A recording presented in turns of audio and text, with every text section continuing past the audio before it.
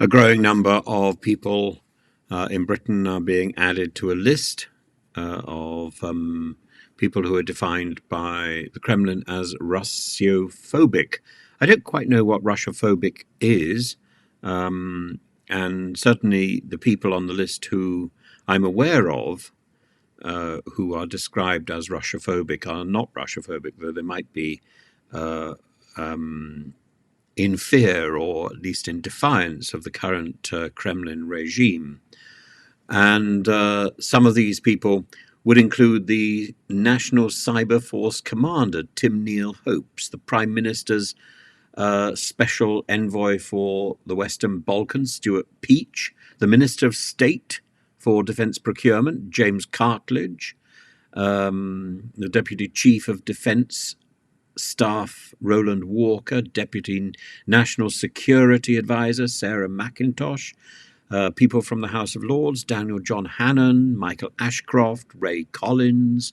There's also a number of academics. The list is madness. It certainly doesn't reflect people who are automatically writing on a regular basis about Russia. And it certainly doesn't reflect people who are frightened of Russia or attacking Russia, but it probably does reflect people who are critical of Mr. Putin. There are many people in Russia who are critical of Mr. Putin. So I suppose to be on that list would be a positive thing rather than a negative thing. But I think it's I think the phrase Russophobic need to be questioned and excised from our vocabulary.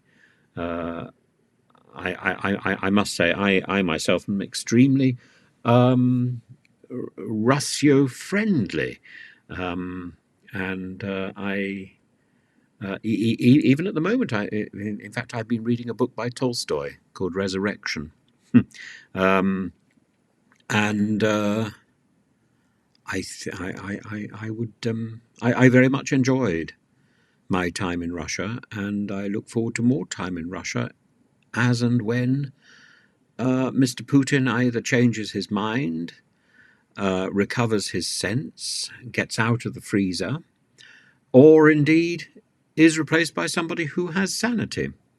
And I look forward to that day, and I look forward to the cessation of the Ukraine